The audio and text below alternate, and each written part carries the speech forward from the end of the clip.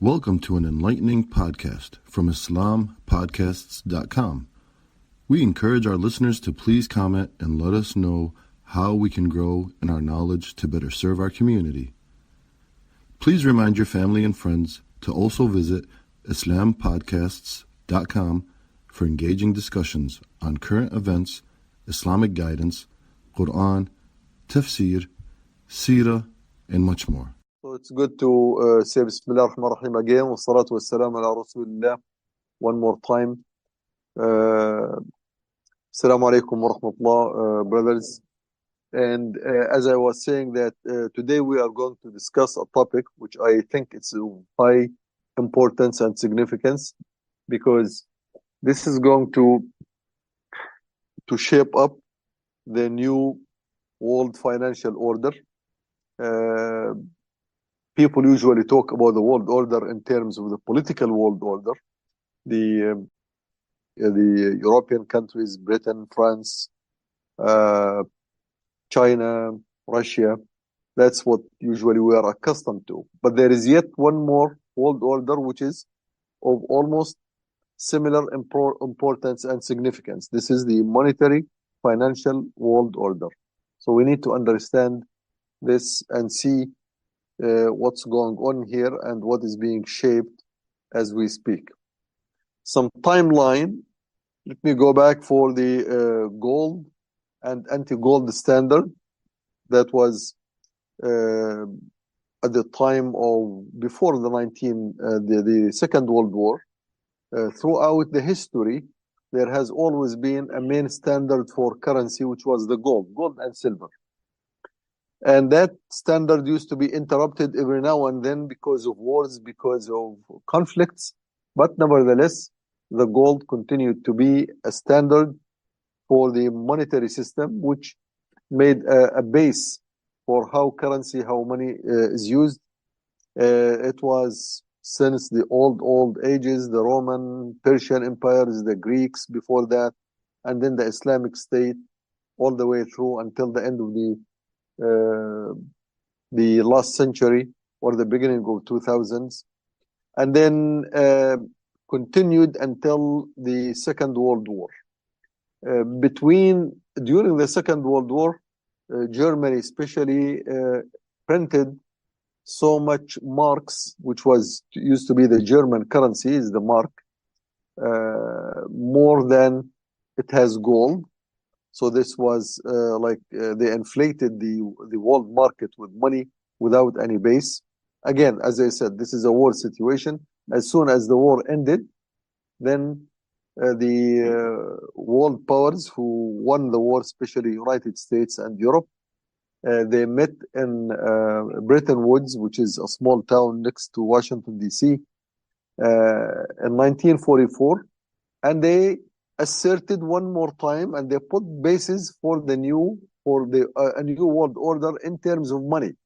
And they invented the World Bank, the International Monetary Fund, and those two banks are they play a very significant role in today's political as well as economic situation. Almost every country in the world, especially the third world countries, is in debt to the World Bank in support of the IMF, and their currencies are controlled totally, the value of their currencies, by the International Monetary Fund, which was set in 1944 to be the one that looks after the currencies and the money, how much your money is going to value. And they created many tools for that. Analysis tools, systems, companies, corporations who can do that. So until 1944, or since 1944, we have the Bretton Woods Agreement, which created the World Bank, the International Monetary Fund, and the GATT, which is the Trade and Tariff World Agency, recently converted into what they call the WTO, the World Trade Organization.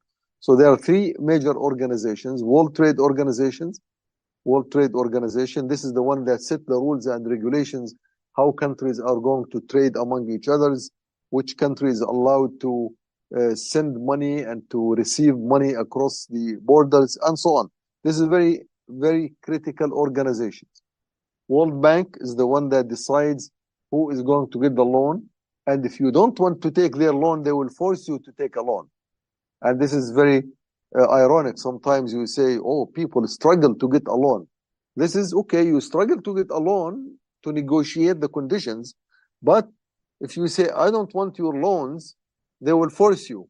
And I remember Sudan, there was a time, which Sudan is a very poor country, decided, especially at the beginning, when the previous president, what was his name, Othman, something, of Sudan, when he became a president, he said, no longer World Bank loans.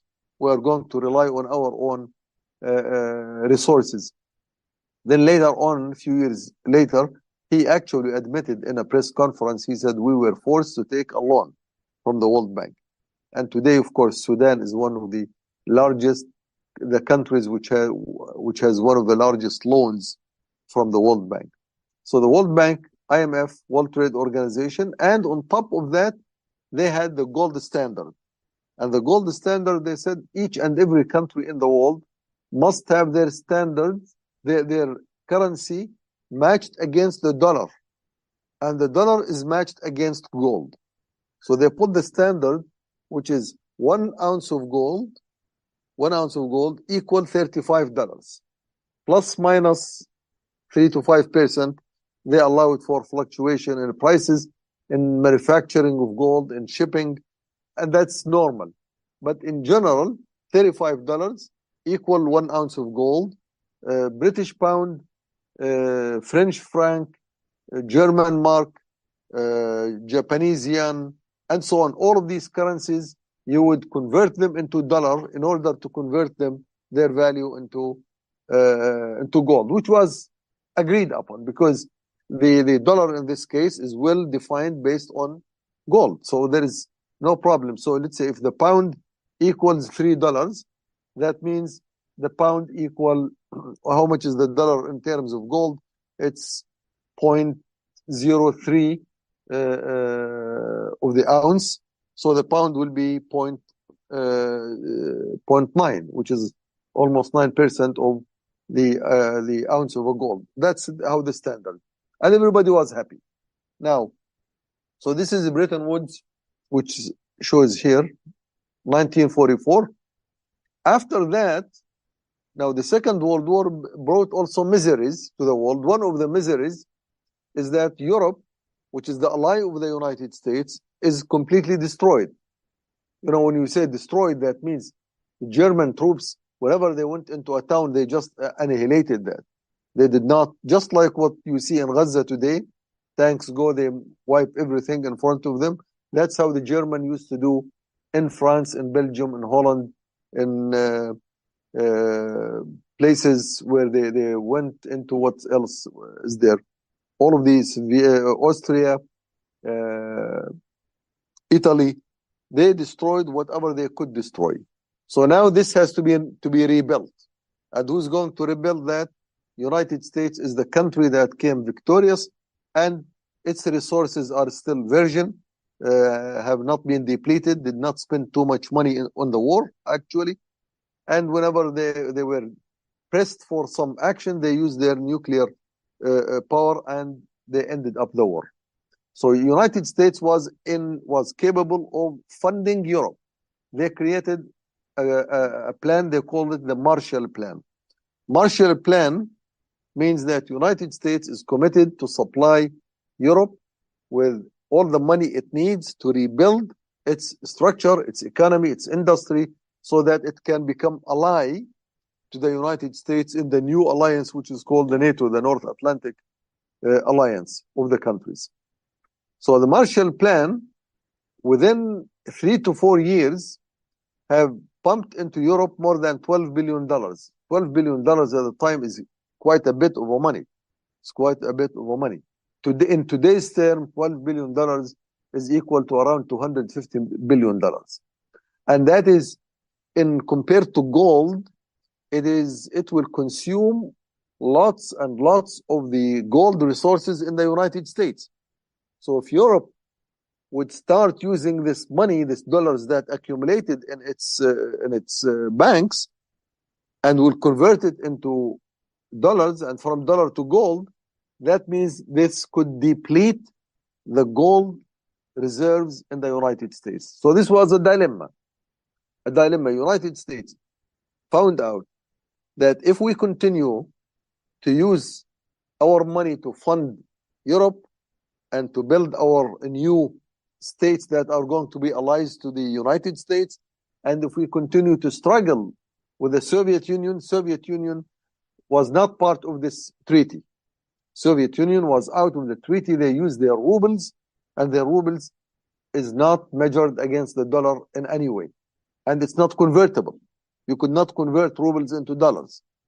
Now, just to sidetrack here, at the time when I was studying in the Soviet Union in the early 70s, if the Soviet Union wanted to buy anything from the West, they would print different ruble, and they call it the golden ruble. Golden ruble, which is a ruble that is measured according to the standard of the WTO and the Bretton Woods, so that they can use it to buy anything from Japan or from any other country in the world. But in general, the Soviets would use their ruble, which is absolutely unrelated to the dollar. So, having said that, United States by the early 70s realized the following. If we continue to make the dollar measured against gold, we will run out of gold. Actually, literally, physically, we'll run out of gold. Now, they do have big mines, but the total amount of gold that they have probably will be depleted in less than 50 or 60 years. And if we don't, if we want to be low in the production of dollars, we will not be able to cope up with the industrial revolution and the growth rate and so on. So Nixon in 1971 makes a decision. Let's break away from the Bretton Woods Agreement.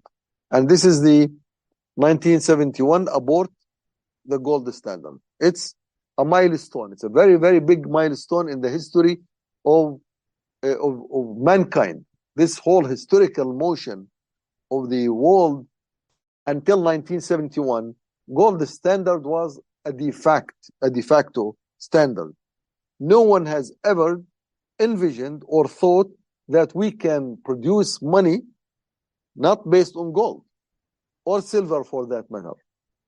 For silver, because that's what the Islamic State and the Muslim world used to have, both gold and silver, and in some cases for some other metal, for like copper, for very little, like buying a cup of coffee. You are not going to spend a coin in gold, which is 0.0001 gram, and make it in order to buy coffee. So they make some other things. But aside from that, until 1971, the world did not know any standard for money but gold. 1971, Nixon decides, let's break away from that. And Nixon is the president of the United States, the world superpower. Its opponent, Soviet Union, has nothing to do with the gold standard, and it's not part of that. So it's not going to face any issue with this. If the Soviet Union at the time was part of the gold standard, the international, probably it would have caused a challenge. But it was not. That's a fact. So 1971, we are away from the gold standard. Now, how are we going to print dollars? On what basis? So this comes the next question. We'll just print dollars without any attachment. Eventually things can go out of hand. So let's find a replacement. Let's find a replacement. And that thought about replacement, United States thought that what other material or a resource similar to gold, which exists in very large resources, and that we can have control over, so that we can make it a base for the dollar. The first thing comes to their mind, oil, petrol, oil. Oil exists in very large quantities. The reserves of oil continues for tens or 50 or hundreds of years from that time. and the resources of oil are in very well-defined countries. At that time, there was a group called OPEC, the oil producing and exporting countries, the countries that produce and export oil, very limited number, many of them in the Muslim world, very few outside, led by Saudi Arabia. So that was an intriguing type of concept. What if we can use oil as a backup for our dollar? In other words, we will not be printing dollars for nothing, which is by the way, let me, for the sake of the people on the left-hand side, who are the very young ones, these guys are done now with that. So I'm talking to you. These guys are relevant here. So the idea here is that the United States at the time, in terms of thinking about oil, is that number one, this is not like gold. It does not require too much manufacturing. Remember, gold exists almost in so many places, but sometimes in smaller quantities. So the cost of producing gold and creating it in what do you call it, the bars, gold bars, it's very expensive. So it might not be might not be feasible. So, but oil can be, once you have the oil well, it can produce things in millions of barrels automatically, and it's not going to cost as much as the gold. So it's a perfect choice. And the countries that produce the oil will find a way politically to dominate these countries, so we can guarantee the supply of oil, and with some other tricks also. So now between 71 and 74, note that 74, the United States makes an agreement with the Saudi King Faisal. Let's make sure that the oil sold by Saudis and by the OPEC countries, the organization of petrol,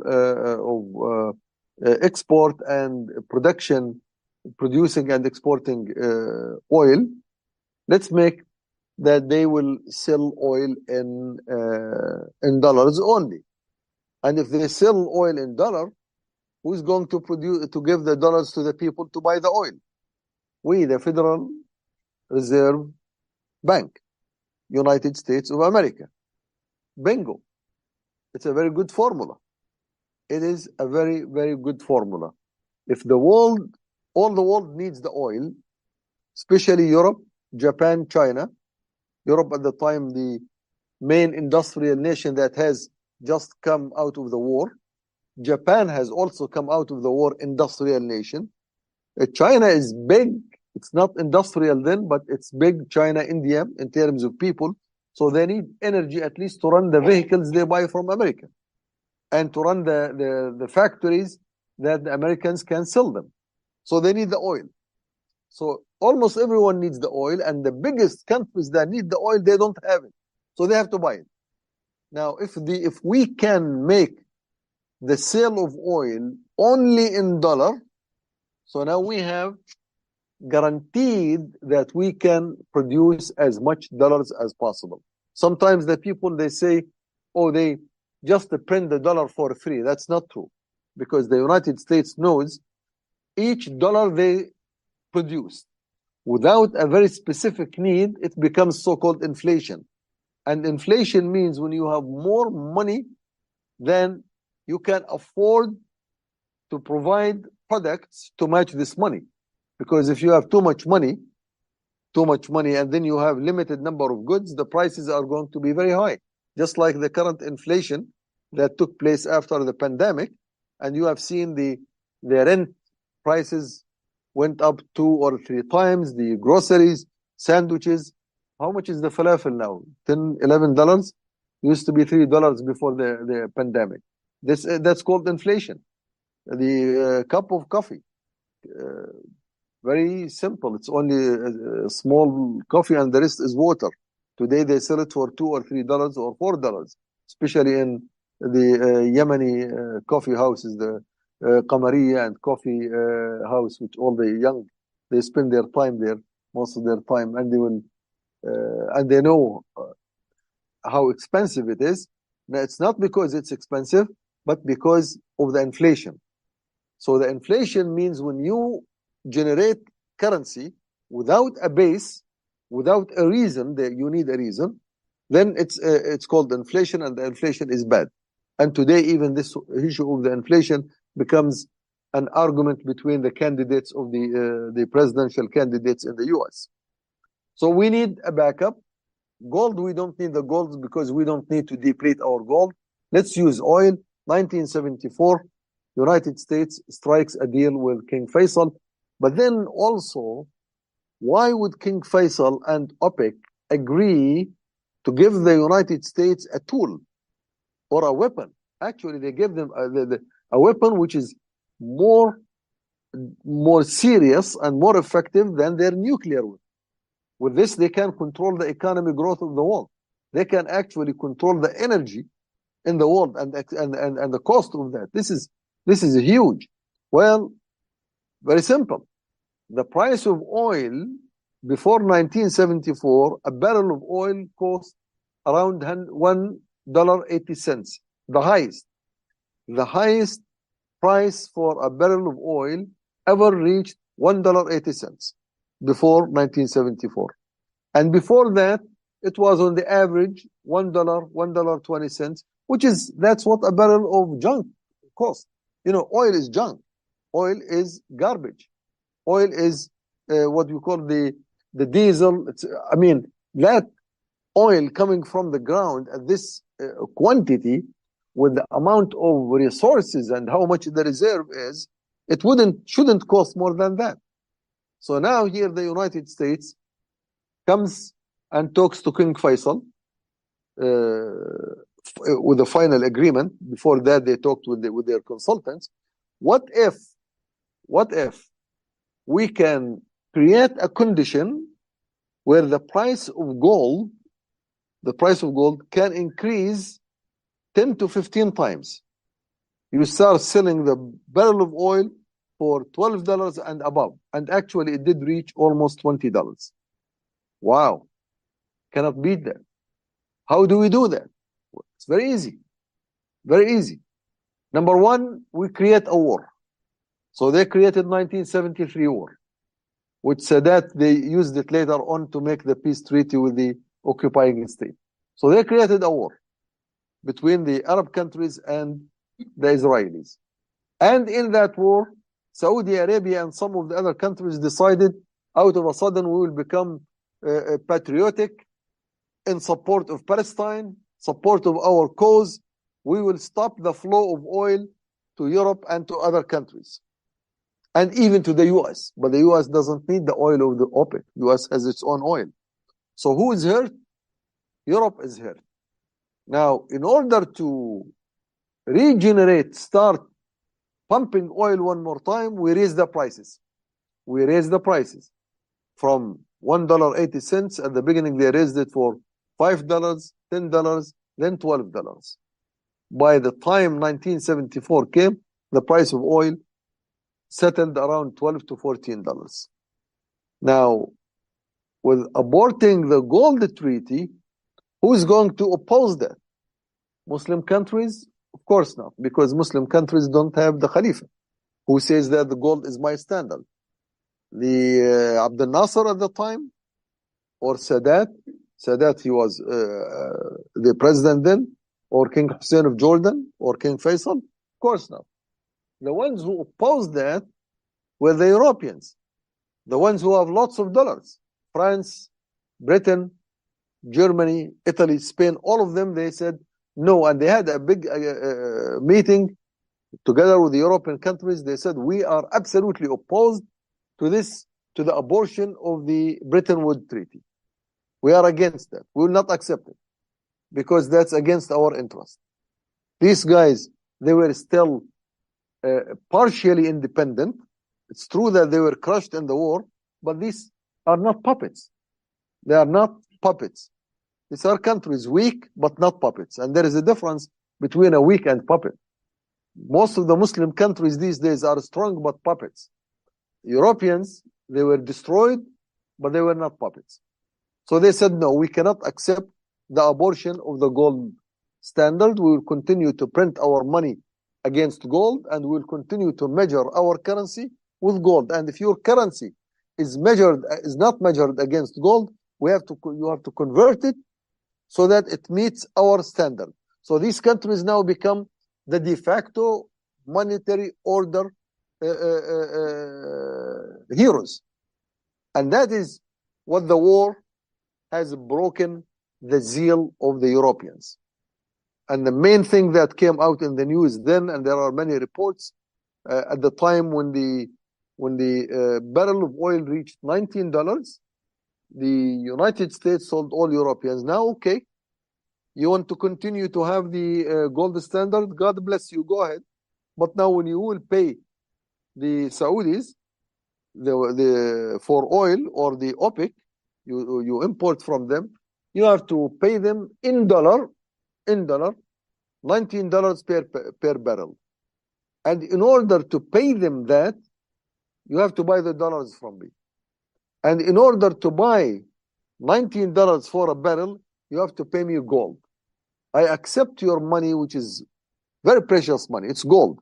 So give me your gold, take $1, which is non-gold standard, and buy oil with it. And let Saudi Arabia become so rich, and it can buy all your gold reserves. So these European countries, they said, okay, we raise our hands, let's go with the no gold standard. So by 1974, two things happened.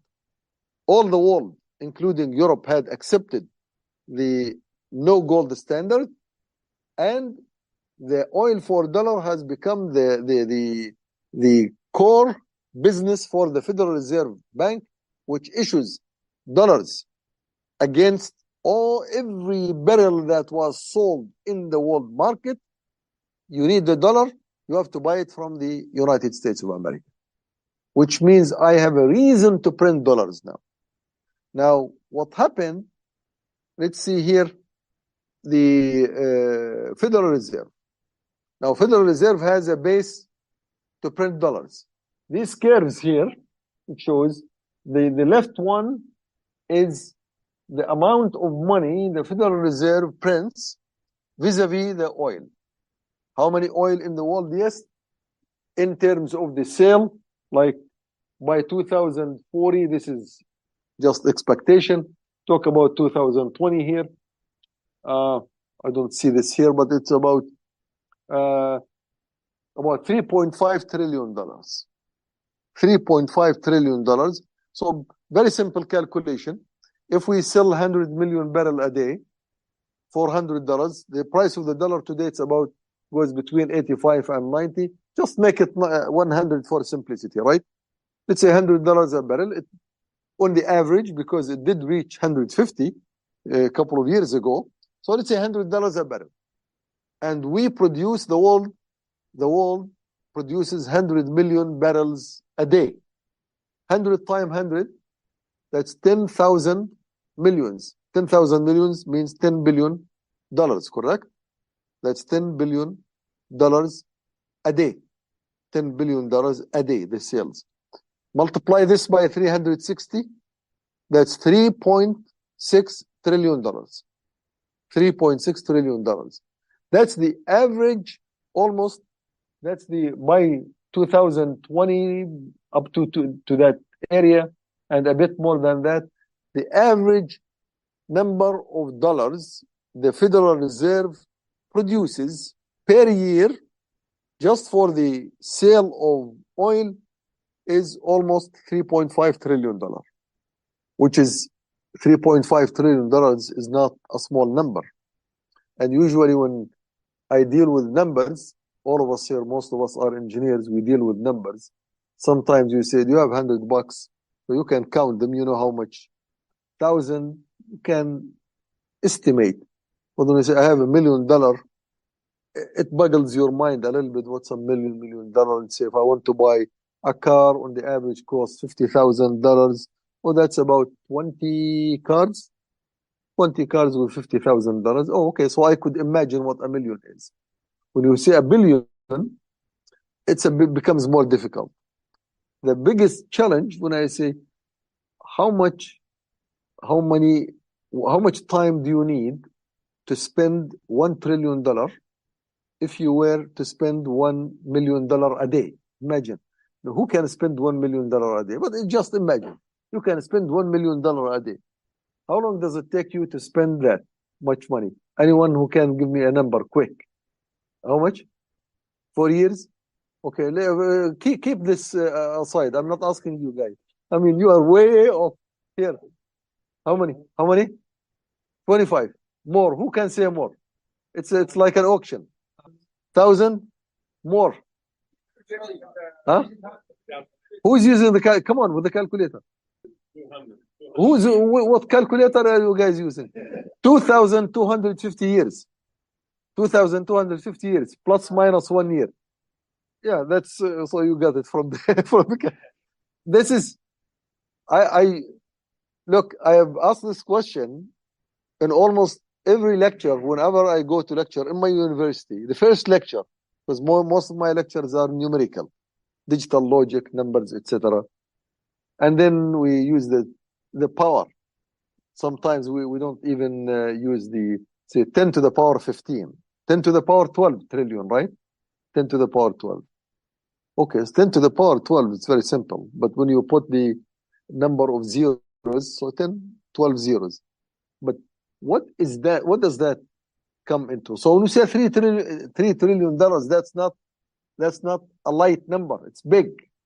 It's big, which means you need almost 7,000 years to spend this much money if you spend $1 million a day. So the Federal Reserve was able to produce 3.5 until today, on the average, $3.5 trillion just for oil sale. Now, there is another reason why the Fed prints money. On the right there, the Fed prints money to accommodate for the deficit in the US budget. Now, what is deficit? Now, this is important to understand because here we have the mechanism that produces dollar, and the dollar is our money, our monetary system. It's the one that makes us super country, superior to other nations. So they produce dollars for two reasons. There are two main reasons for the Fed to produce and print money, whether digital print or physical. One is worldwide sale of oil, which is today stands at almost, as I said, $3.5 trillion.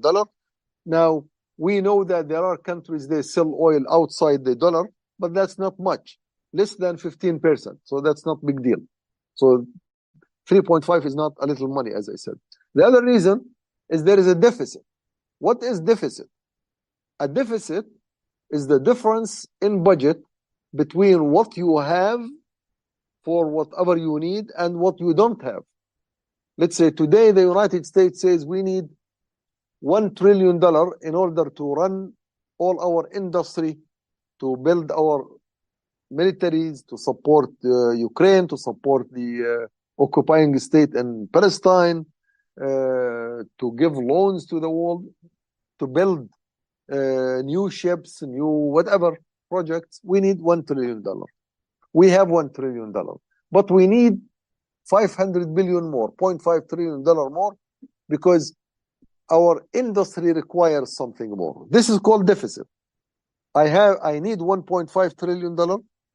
I have only 1 trillion, but I keep in my budget, and when the Congress signs for the budget, actually signs for a budget which includes deficit. It includes deficit. It means I need 1.5 trillion, but I only have 1 trillion. Can the Congress approve that? It does. And by the way, it has come as a de facto. This is good for us to understand. The United States created a new phenomena in the world. Why would United States or Britain or France be motivated to produce more goods or to build more industry? What is going to push the companies, the corporations, the institutions to work harder in order to make more money? If we are making 1 trillion, we are happy. They say, we have to create deficit. Deficit means I must build this bridge. I don't have the money for it, but I must. I must get money. Where am I going to get the money? From the taxes of the people. But the taxes are only 1 trillion. So we have to push the economy so hard so it produces more money than we expect. So we can pay for the deficit. So the deficit has become part of the microeconomy of the capitalist country, especially United States and similar countries. Now, you can always say, is it too difficult to balance a budget? Look, in Arabic we say, مد جريك على قد لحافك. In English I translated, extend your feet and leg as much as your blanket can cover. Do you have that in Urdu? Yes. It's the same thing. Charabike, exactly. So it is it is possible. Look, even if we have in our households, we look at our income, how much I make, how much my sons make, whatever who is contributing, what I get my retirement from here, I get some pensions. So this is how much money I have. How much I'm going to spend. I'm not going to build a house or buy a house for $1 million if I make only a couple of $1,000. This is ridiculous. Even if you find ways to do that, people, they say you are crazy. You will go out of business and you will go bankrupt very soon. It's normal. Countries like United States don't do that. They say we have a big machine here, and this big machine, it can produce. They push you to the limit. They push you above and beyond your limit, and that's why they have deficit. So if you look at the deficit today, deficit means the difference between what I have and what I need. I need more than what I have. How much? This is my deficit.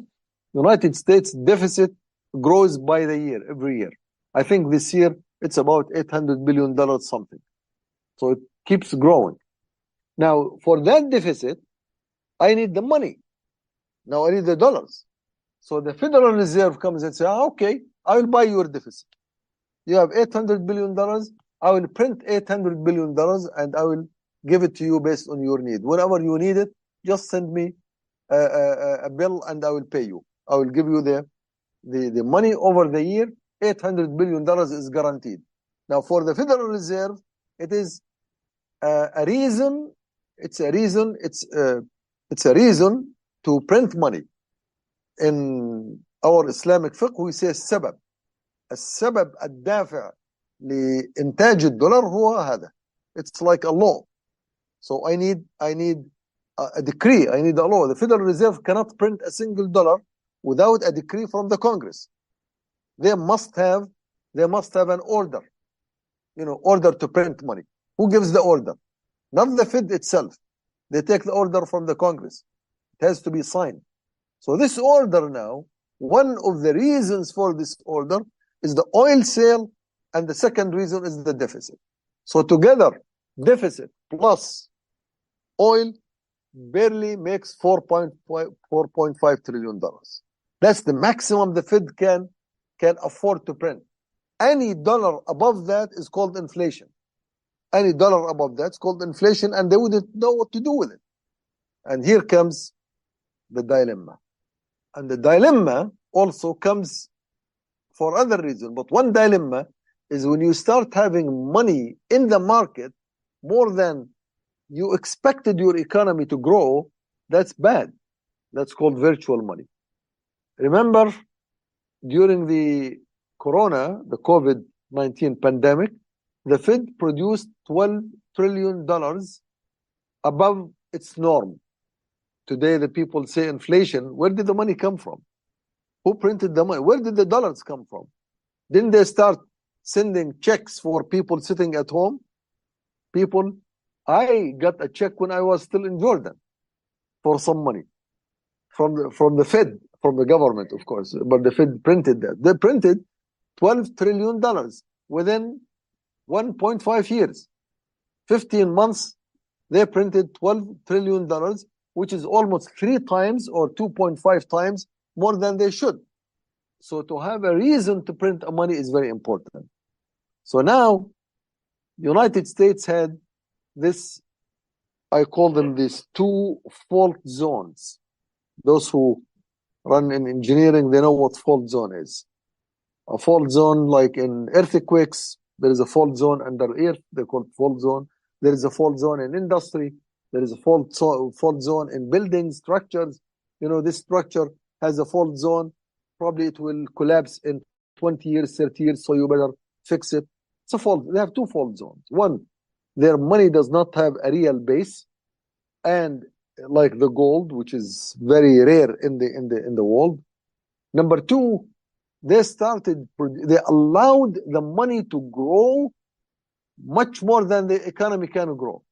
And this curve here, it shows the red is the growth of money and the blue is the growth of economy. Sometimes you look at some news, say economy today is growing at 1% or minus, right? When you have some issues with the economy is in depression and recession.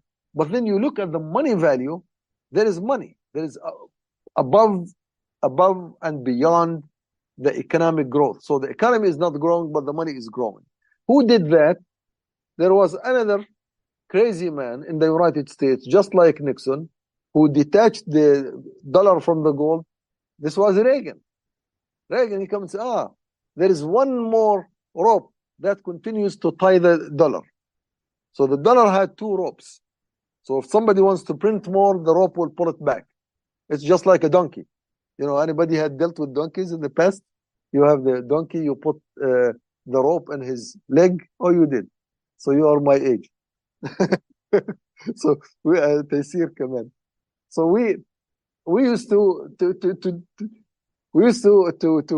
take care of our donkeys. How do we do that? We have a rope. A rope, we tie the one to a tree and the other one to the neck of the donkey or to his foot. So no matter how much he can go, he will not be able to reach, let's say, a certain tree where he's not supposed to eat from, just within a certain area. United States, at some point, they had 2 ropes for their donkey, and their donkey is the dollar. One rope was the gold, and the other rope was the economy. So the dollar, you can grow as much as you want, but you cannot grow beyond the amount of dollar we have. So we cut that rope. Nixon came and cut that rope. He said, go, you can move. But then there was another rope, the economy. There was a law in America. Look, when America was built by genius people, and they knew how to work. But then when these guys, the anti-genius, they came in, they cut these ropes of the donkey. They let the donkey run on its own. And this donkey turned out to be a very aggressive one. It can eat everything. So the second thing is the economy, which means we look at the economic growth. If the economic growth is 10%, our dollar rate can grow up to 10%, plus minus 1%, naturally. But if the economy is minus, it's not growing, there is no way in the world that my money is going to grow at 10 or 15% rate. Like in this case, you can see back in 2010, economic growth minus. Look, it's a minus, going down below the 0 line. And the money is going up to 20%. In 2020, man, 30% money growth and minus 20%, minus 5% the economic growth. Who did that? Reagan, 1981, he passed a regulation and the Congress accepted that, called the deregulation. Deregulation. Now, sometimes you look at these terms, you read them. If you are not in the area, who cares about deregulation? What the heck is talking about? Deregulation, deregulate whatever. But this deregulation is cutting the rope of the donkey, man. That's the deregulation. So Nixon and Reagan, both, they actually allowed the dollar, they gave the dollar a free ride. absolutely free ride. Now, there is, of course, the Fed is very smart. They said, okay, you have to make sure that we have some, at least some tiny little, not rope, just small lines, anything to connect it. So they had the oil. Okay, so now we have oil does not have the gold standard. It does not have the economy. And also there is the oil. But the oil now, let me tell you, and that's what they started calling petrodollar. So you hear the word petrodollar. Those who studied economy or they had this, at least our shabab, they should know that. I know I'm bothering you with this, but this is our bread and butter. That's what we do. And that's what we have to deal with now and tomorrow. So we need to understand that. I know I'm burdening many of you with these terms, but hang up with me. Petrodollar became the standard, the name for the oil for a dollar, or the dollar for oil, whatever you want to say it. So that it's called petrodollar. Means the petrol is the backup for dollar. There are some issues now. Now it started 1971 or 74. Today is 40 years. Now 40 years is a very long period for any world order. For anything, especially United States is very pragmatic and very dynamic. It doesn't like things to just to be stalled as it is. And you know that from the car industry. Look, United States, there was a time it was the only one that produces cars. Japan was producing, but not as much here. And they would give you a model every year. No, come on, why do you bringing me a model just because you flip the light from right to left, from left to right, and then you say there's a new model. So they are about change. They don't like things to be still. They like the people to always to see something new. Okay, so 40 years is too much. Now, recently, we have seen something in the world. Even the world has got tired, or at least it seems to. Let me say, it seems to. We are continuing to finance the Federal Reserve of America to allow it to print dollars as much as possible. Why do we have to sell the oil in dollar? Let's sell it in yuan, Chinese currency. After all, China has a very big economy, second to the United States. So why sell the oil by dollar? Let's sell it with the Chinese money. Let's sell it with the ruble, the Russian ruble. You want to buy oil from Russia, go and buy rubles in the international market somehow, because although the dollar is equal almost 100 rubles, the ruble is trash money. Go and buy this ruble and buy the Russian oil with the ruble. So there has become a talk on this, and this came out recently through this second bullet, which says BRICS nations and the New Development Bank. The BRICS who are BRICS? Brazil, Russia, India, China, and South Africa. BRICS, B-R-I-C-S, right? B-R-I-C-S, BRICS. Brazil, Russia, India, China, and South Africa. And these nations, by themselves, none of them qualify to be at the top in the world order. But they make a group and they said, let's build a bank, and our bank is going to give money instead of the World Bank, and we are going to buy the oil and sell the oil in local currencies. This talk has been going on since 2009. So 2009, the BRICS came into existence. Until today, they are talking about it, but it's becoming more sound. There are countries that are joining, like Saudi Arabia, like Qatar. These are oil and gas countries, so this might be true. And there is another organization called the Shanghai International Energy Exchange, INE. Also, China is leading this one, and China says, let's facilitate the sale of oil in yuan, Chinese money. And actually, they have an INE exchange. It's like the New York exchange system, where they have this like stock and the sale of oil and gas comes in these, both in London and in New York and in Houston, called the Texas oil. And also some of the OPEC members like Iran. Iran is supposedly under boycott. So there is a big talk about selling oil outside the dollar domain, which is a sign of danger. To whom? To the Federal Reserve. Okay? So that's a fact. And they started calling this de-dollarization. The de-dollarization. Dollarization means dollarize the world economy. Everything depends on dollar. De-dollarization, get away from the dollar. Break away from the dollar. Okay? The first glance, it sounds very dangerous. Sounds very risky. It sounds a big threat. But if you dig deep into that, you'll find that there is something else cooking that allows these discussions and talks to take place. Let's see what's that. The Federal Reserve is not sleeping. And by the way, when we talk about deep state in this country, who finances the deep state? This money, big money, and who controls the Federal Reserve? The largest families in the United States that controls this country. The Rockefellers, the Morgans, the Stalleys, the Rothschilds, and there are a couple of other families.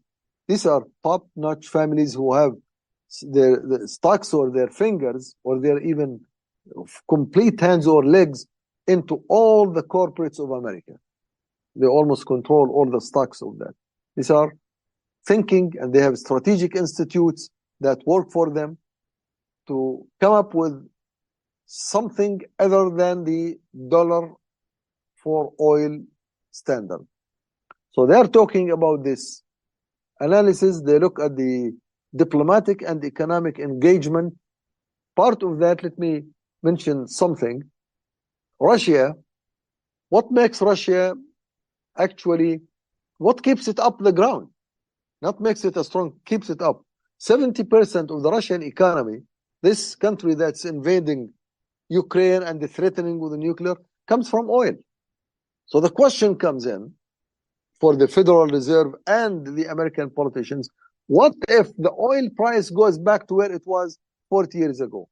Throw it back in the garbage. So it becomes the barrel of oil, not more expensive than a barrel of olive oil. Today, it's more expensive than a barrel of olive oil. In terms of the size of the barrel, I think it's about 15 liters or so. It's not big, the barrel of oil. So 15 liter of olive oil is less expensive than the 15 liters of garbage, which is the oil, the petrol. So the idea here is, what if we push back this dollar or this oil to go back to where it was? What happens to Russia? It will go down. It will start begging. It cannot claim anymore that it's going to challenge. What happens to countries like Saudi Arabia and the Emirat and Qatar, who are slaves? But there is a difference between slaves, by the way. There is a slave who comes in front of his master when he tells him, could you give me this bottle of water? He says, oh, please, master. Okay, that's one slave. There is another slave who would do it like this, please, master. Now, the Saudis and the oil countries, they are from the first type of master. Remember when Trump, he went and he got the money from the Saudis and he called, hey, king, give me money. Or the king or the MBS gave him, this is your money, take it. We'll give it to you, and we actually will give your daughter and wife the big gold, and they actually put that gold on their necks. That's not a nice slave. They don't like this type of slave. You are a slave, you have to do it like this. Okay. So in other words, the United States thinks that it has a reason, if it has an alternative to the oil for dollar or dollar for oil, is to trash the oil, to trash the price of oil. Take it back where it was 40 years ago. If I have an ability to produce dollars with a valid reason other than oil, So that's the diplomatic and economic engagement. Until then, they continue to pressure to make sure that this sale for oil will continue, but they are looking for something. And that's why they invented what they call the swap line. And this invention started actually as a thought, 2002. 2002, right after the 9/11. They started thinking about an alternative. By 2007, 5 years from that, they started what we call it the proof of concept, POC. Sometimes in technology you say, oh, you need POC, you need to test it. So they tested, starting 2007, they tested that. And when I looked at the data statistics, in 2007 all the way to 2012, many of the countries that were tested with, they were still showing zero called swap lines. I will explain what swap line. And some countries, they are showing $5 billion, $2 billion, which is not much. But in general, the idea here, I think I will jump this. I've shown this. The swap lines. Okay. The idea. They say, what if those countries that have deficit, like the United States government covers its deficit from the Federal Reserve. But when Canada, right across the border, or Mexico, on the other side, they have deficit, where do they get the money to support to complement their deficit? They need it. They must have the money. Otherwise, they cannot put it in the budget. Look, you cannot put something in the budget that I will do it when you don't know where to get the money. So what if we talk to Canada and tell to the Central Bank of Canada, we will treat you just like we treat our United States Treasury. Wow, cannot beat that. How are you going to trust us to pay you back? They don't, not a problem. What's your deficit? 100 billion Canadian dollars. Okay, go ahead and print 100 billion Canadian dollars. And I will buy it immediately from you. So here I give you your deficit immediately. Okay, I will give you, let's say, $100 billion Canadian is almost $70 billion American dollars, correct? It's around that. So I'll give you $70 billion. It's in your account. But then Canada comes and says, but when I want to build a bridge inside Canada, which is outside my budget, I need my Canadian money. I have to pay my the companies or the employees in Canadian money. So it's no problem. The money that you printed, I have it. You buy it from me again. You just buy your own money. And I will charge you only the difference in price of the currency. How is that? Would love it. What other alternative do you have? You go to international loan banks, like the World Bank, IMF, or any other bank, because you need the money. Because you need the money, it's already in your budget. And you are absolutely obligated to do that. Isn't that right? That simple talk is a real talk which is appealing. It's really appealing. They say, well, we're losing nothing. It's a good deal. What's your benefit, Mr. Federal Reserve? Not much. I will just charge you the difference in currency exchange. And if the currency exchange is in your favor, I will pay you that favor. Can't be better than that. Canada is very happy. And the Federal Reserve now has one reason to print $100 billion. Because printing $100 billion, just like printing $100 billion for the sale of oil, I am not the owner of oil. I'm not selling the oil. I don't have to dig oil. I just have a printer. That's all I have. But you are giving me a reason to print. So I need this reason. So Canada says, wow, let's try it. And let's do, and this is called short-term loans, exchanges. Because within a year, and the worst case, Canada says, well, this year I did not need that extra $20 billion. Keep it. I will buy it later when maybe next year. Okay, that's fine. Federal Reserve doesn't mind that. Then let's talk to Mexico. So they started playing with this as a POC, as a proof of concept. They did it with 14 large central banks in the world. 14. England, France, Italy, Spain, Japan, Canada, Mexico, Sweden, Norway. They talk to countries that they have good dialogue with them. They didn't go to the third world countries, because third world countries, those comes by de facto, because they can pressure them. They have no other choice. But they wanted to try with those big guys whose deficit is in the $200 or $300 billion and above. They are not worried about country like Jordan that has the deficit barely $5 or $6 billion. This comes by the way. So they started doing that, and let me show here. This is until 2020. In the blue is the central bank swaps. That's the percentage rate. It's about 1/6, which is almost 1/6. How much? 18%. It's almost 18% of the total production of the Federal Reserve was due to swap lines. But there is, and this is more statistics, which shows that over 14 years, starting from 2007 until 2020, I think, or 21, the total number of swaps in dollars were almost $2 trillion a year. Actually, the exact number, I have it here, which is 1.7 trillion per year.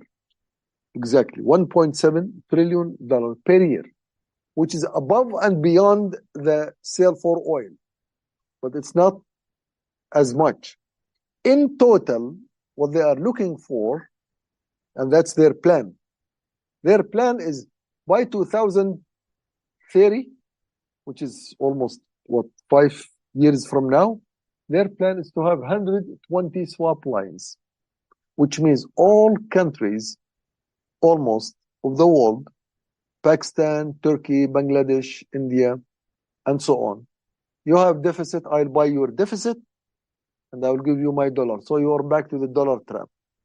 And the average, they are expecting $12 trillion a year, which is almost 3.5 times more than the petrodollar. The petrodollar is about 3 point some. $12 trillion, it's more. It's about 2.5 the size of their current production. So today we said they produce about $5.5 trillion. They expect within the next 5 years to arrive at the time where they can print $12 trillion, as much as they printed during the corona, but without inflation.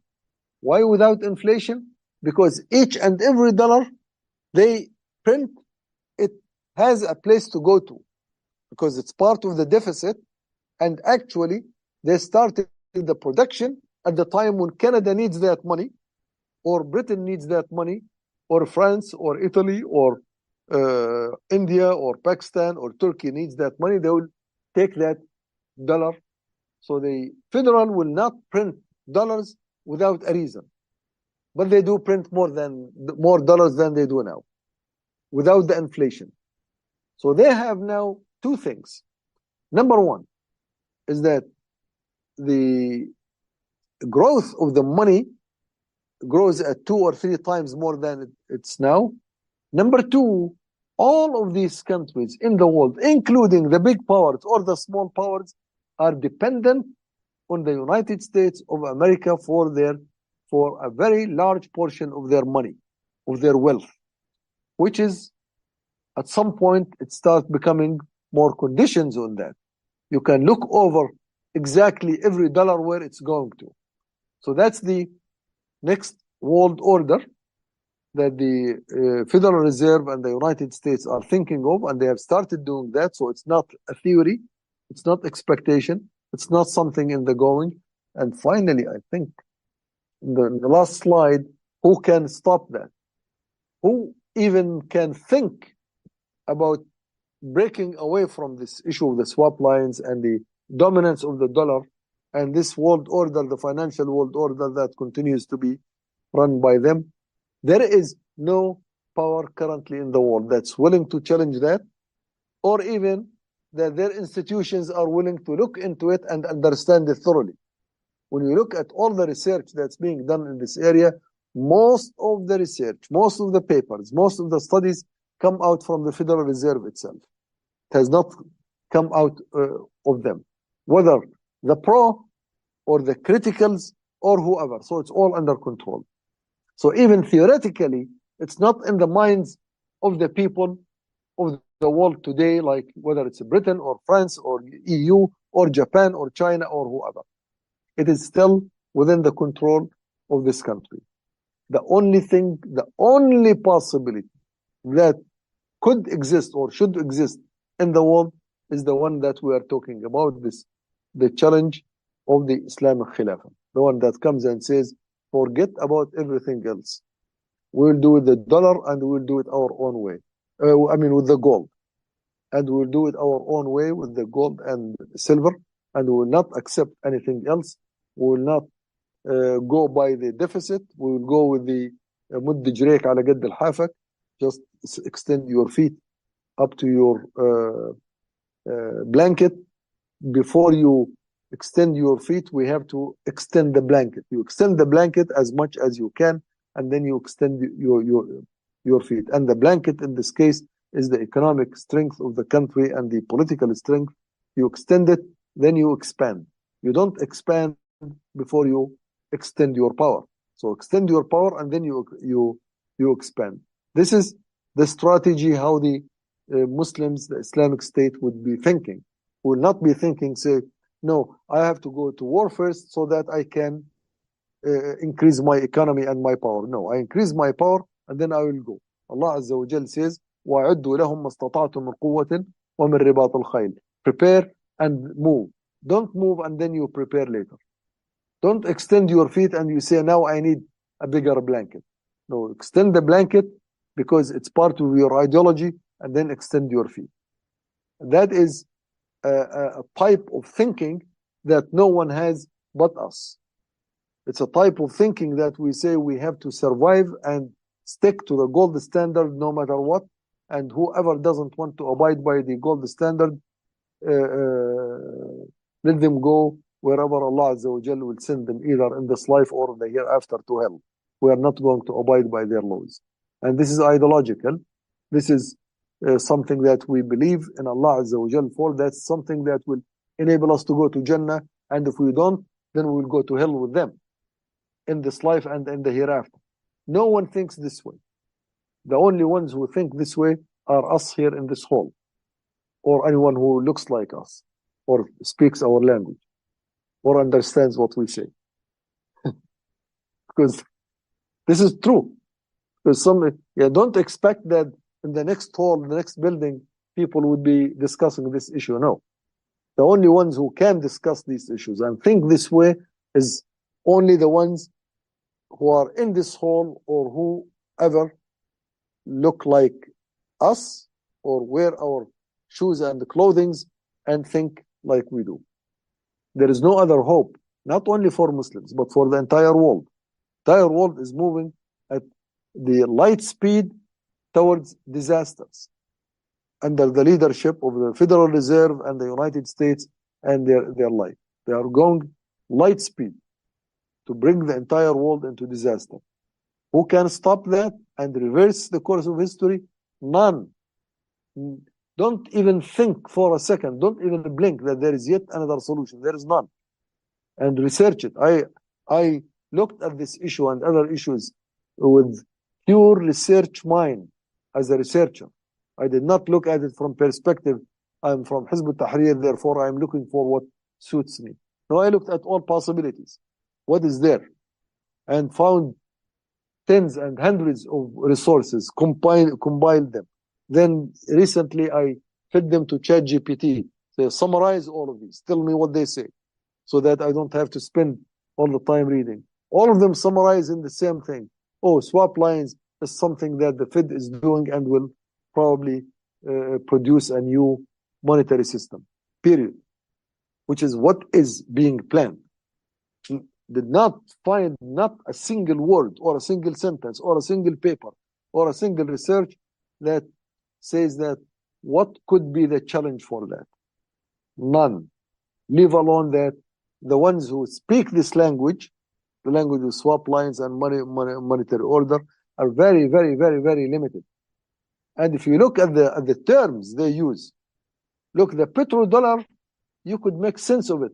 How many of us made a sense of the word swap lines, or even thought that this has to do with money or with dollar?